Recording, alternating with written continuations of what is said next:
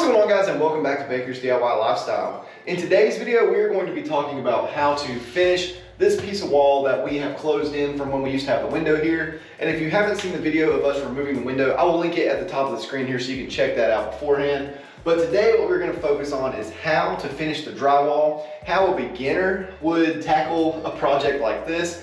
And me, with somebody with a little bit of drywall experience, I would not consider myself a pro whatsoever, but I'm going to go through the steps that I would take to fill something like this in on the job site, make it look really good, and by the time we're done, you will never even know that there was a window here. So with that, I'm going to get you guys a little bit closer here and we're going to get started. And you can see right here where the original drywall is all chewed up and destroyed from where we took the original window trim off. So the first thing you want to do is take any loose pieces of cardboard, anything that you can pop out with your finger, any pieces, go ahead and knock those out of the way, because if you put your mud down over top of something that is already loose, obviously it's not going to stick.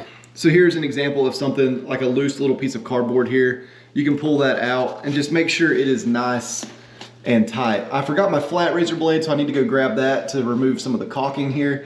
But you want to make sure you run a razor blade across all of the caulk. Make sure any of the humps and bumps from the original window trim is gone. And here's a good one where we've got a bunch of loose material, and I can probably get my finger in there, yep, and just pull some of that stuff out of the way. Again, you're not trying to make it perfect, but you definitely don't want anything loose inside of the cavities that you're about to pre-fill. So this crack right here, what I'm gonna end up doing is taking my flat razor blade, cracking this off, and we will have to put a piece of tape right here. If you do not tape this joint and you just try to paint over it or just slap some mud on it, it will come back. So that is something we have to take note of as we go around. Now the next thing you can see is we've got pretty much a finger-sized gap right here, but we do have a board behind it. So when we pre-fill, we're gonna jam some mud down in here so that the tape has a nice flat surface to stick to. Again, not a huge deal, but it is something that you need to make sure you cover up when you start your work. So here we've got some more of the cardboard that is peeling up. Again, just rip it all off. So then the last note as far as the old drywall goes, you can see you've got the original nails here that most likely are crunched or punctured through the paper. They're not really holding anything, and this panel can flex.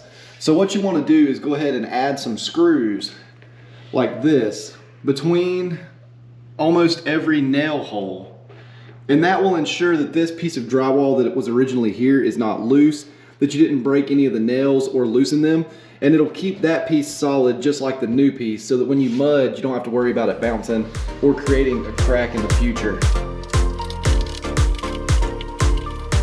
So the last step is kind of optional, but it is really good for a beginner or for a piece that is kind of off even the way these are, is to get a razor blade like this, an adjustable one, and you can come at the drywall at a little bit of an angle and just shave off the face of the drywall. So it's not going to be that big of a difference, but what that will do is allow a little cavity for the mud to sit into the crack. That way when you put your tape down, you don't have a hump going across the seam that you're trying to fill. The less material that you have on any surface when you put the tape, the flatter the wall is going to start, so the less you have to bring the mud out in order to kind of conceal that hump.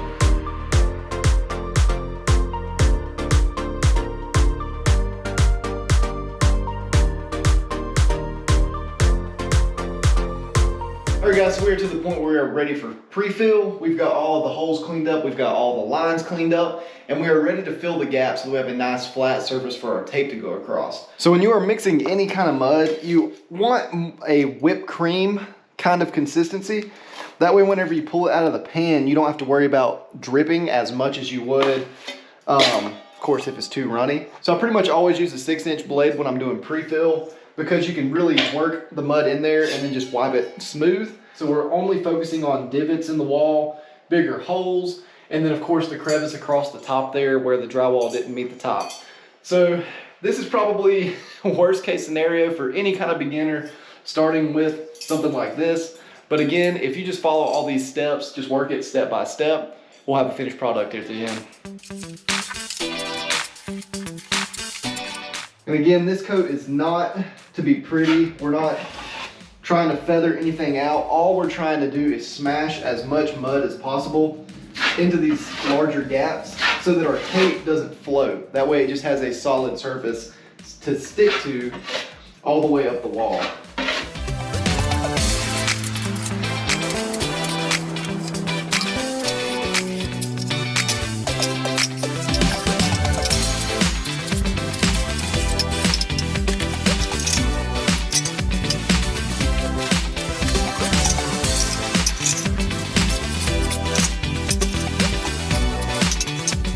All right guys, I'm gonna get you in close here and you can see we've got all of those bigger gaps filled in. And again, it's not to look pretty, it's just enough to fill in the gaps. And you can see right here, I ran out of mud. But as we scroll across, you can see exactly the difference between pre-fill and no pre-fill. So basically all we've got now is a nice smooth surface where we can put our tape. And at this point, all I'm gonna have to do is go mix up some more mud, finish up that top left corner there, and then we're gonna wait a couple hours and come back. Once it is pretty solid, we can go ahead and start our next coat. But until then, we don't wanna mess with it. We just wanna let it sit, let it do its thing, go ahead and harden, and then we'll be ready to go for our next coat. So the best way to do this is instead of breaking out a sander for this step, just grab your 6-inch blade and you can take it and just run it straight across anywhere that you put some mud. And if you have any high spots like up here where that really thick spot was, hopefully you can see that I'm kind of scraping some of that mud off. We're not going for a perfectly smooth finish here because we've still got a lot of coats before we get to the end. But what this will do is just make sure you don't have any high spots that are sticking up, that whenever we put our tape coat down, you're gonna bounce across any bumps.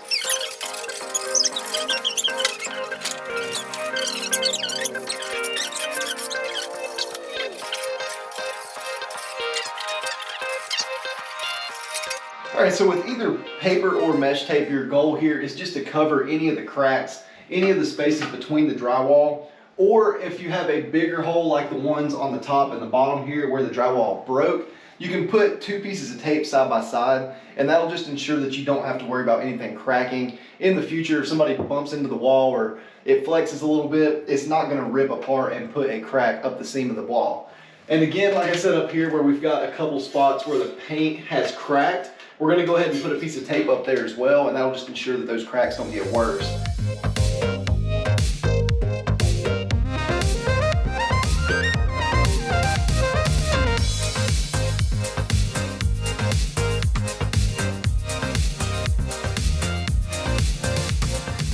All right guys, we are all taped up and ready to go. We've got our couple layers on the rough spots here and mesh all the way around, and it's nice and stuck. So for this particular layer, I am gonna go with a 45 versus the 20, just because it is such a big area and it's gonna take me just a little bit longer to work it. And I just don't wanna have to worry about this stuff drying out too fast.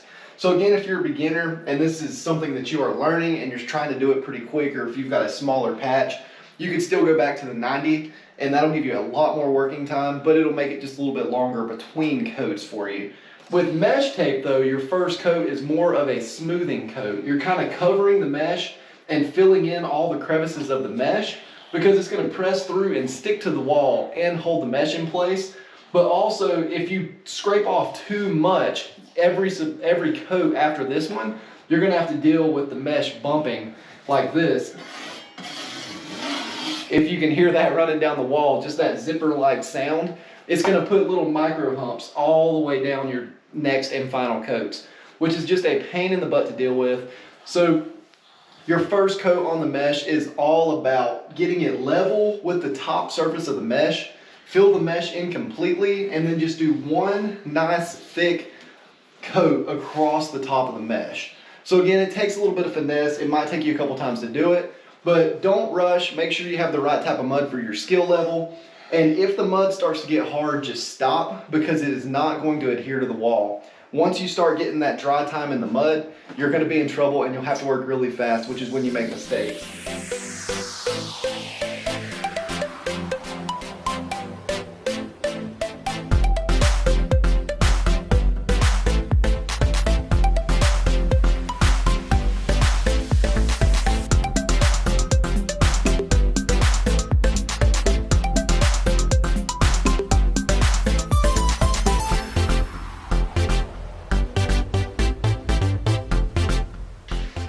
So one little tip that you'll probably figure out as you're working your way along is whenever you're working on a vertical line like this, the best way to do it is from the ground up. I usually put the mud on from the top down because you're just trying to force it into the cracks. But then when you scrape it off, when you pull up, it'll make sure you don't have any drips, because as the mud piles up on your blade, you have more of a chance of it falling on the ground. So again, I'm gonna hit the mesh sideways on the way down and really just kind of push it in there. And then whenever we go to clean up the tape, I'll pull from the bottom, and hopefully that'll make sure I don't have any drips on the carpet. Mom. So with mesh, you kind of just go one little bit at a time. Again, like I say, you're not trying to embed the mesh. You are trying to just take off enough layers of mud that you are filling out the surface of the mesh. So another thing you can do is lay your blade really flat, and that'll just help it keep from getting caught in the ridges of the mesh, and you'll have a really smooth pull as you're going up the wall. So right here, I've got the blade really flat, and I'm not putting a ton of pressure on it, just enough, again, to pull it to the edge of the mesh and then stop. So I'll just continue to work my way up to this finished part that we've already got here until it's all one even coat, and then we'll be good to go from this side.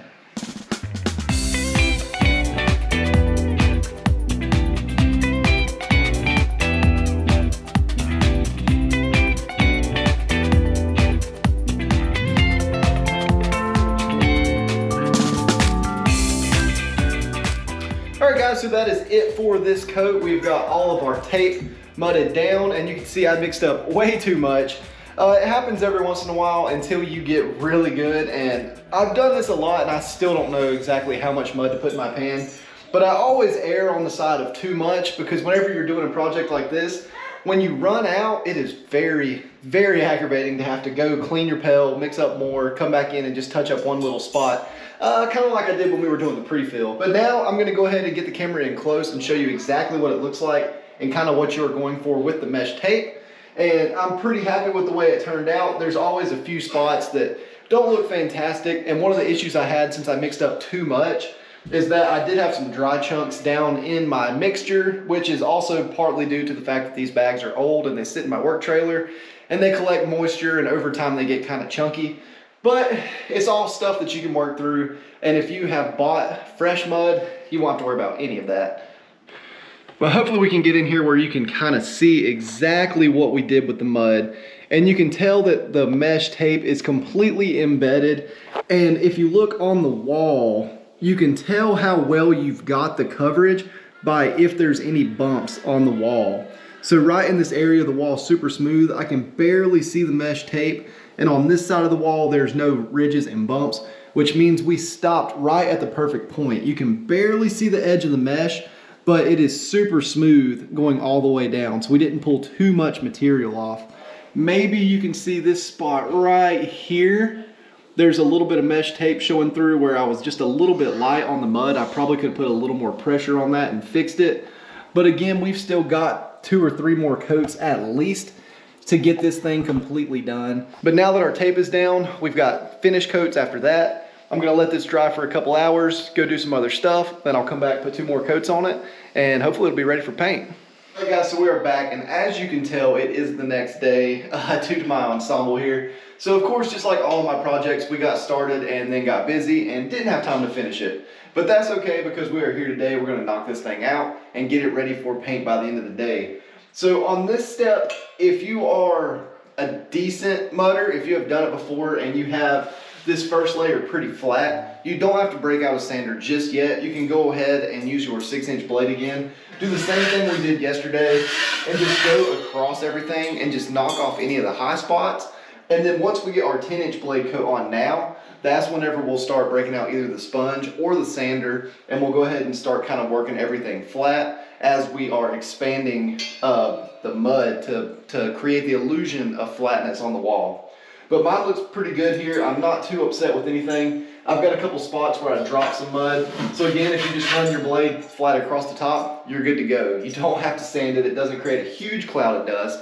Of course, you will have dust on the floor that you need to clean up, but that is a lot better than sanding it and just having it fly everywhere. So With that, I'm gonna go ahead, give it a good scrape, get some more mud mixed up, and again, I'm gonna use 45. All right guys, so now we're getting up into our 10-inch blade. Now your 10 or 12-inch blade is gonna be all about spreading the mud out. And when you mix it up, you're gonna think you need a ton of mud because when you apply the mud, you put a ton on. But what you'll find out is whenever you go across and scrape it off, you're gonna be removing a lot of that product as well. Try to put decent pressure, but not too much. As a beginner, that was one thing that I struggled with, was putting too much pressure, and I would end up just wiping all of the mud completely off, and you wouldn't be fixing anything. So there's a very fine line between too much pressure and getting it smooth, or just a little too much pressure and taking too much off where you didn't do anything. So it'll take a little bit of practice, a little bit of finesse, but again, just smooth, even pressure, that's what you're going for. Just kind of wipe it. Once you get it where it looks smooth, even if you have a couple little dots that you need to touch up, typically you're better off just not touching it. You can come back later and just do a touch-up coat if everything's smooth, or whenever you do your 12-inch, it'll get a little bit better from there too.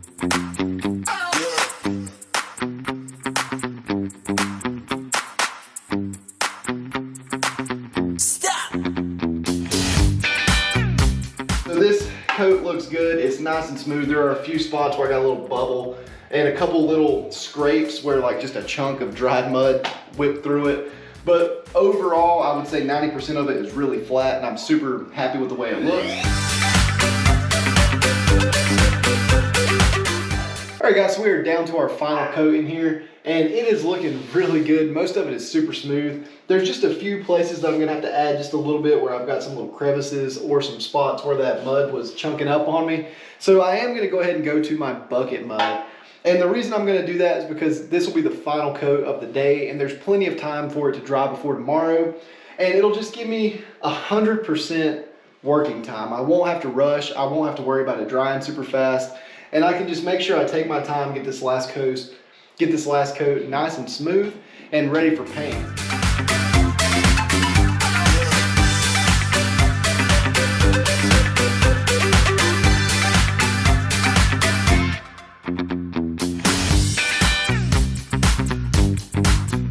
All right guys, so that is it for this video. We got our final coat put down and the wall is looking great. All we have to do now is come back with a wet sponge and we'll just wipe over the top of it. We won't have to use a sanding block or anything like that to get it perfectly smooth because our coat's laid down just nice regardless of all of the issues that we had with the mud being clumpy and all that other stuff. But hopefully this video helped you out. If it did, please be sure to leave a comment in the comment section below, or if you have any questions, be sure to ask them and I will do my best to help you. Again, it's not a professional tutorial, but it is just how I do the drywall. And I've got a couple years of experience doing just random repair projects and bigger bathrooms and basement remodels and stuff like that now. So I feel like I'm getting the hang of it. But again, the more you practice it, the better you're going to get at it. And eventually it'll just kind of feel natural to put the right amount of pressure and the right amount of mud on the wall. But with that, thank you guys for checking out this video. Please be sure to subscribe and hit the like button so that you don't miss any of the content that we're getting ready to put out for all these other projects that we're doing here in our 100-year-old farmhouse. And with that, I will see you guys in the next video. Thanks for watching.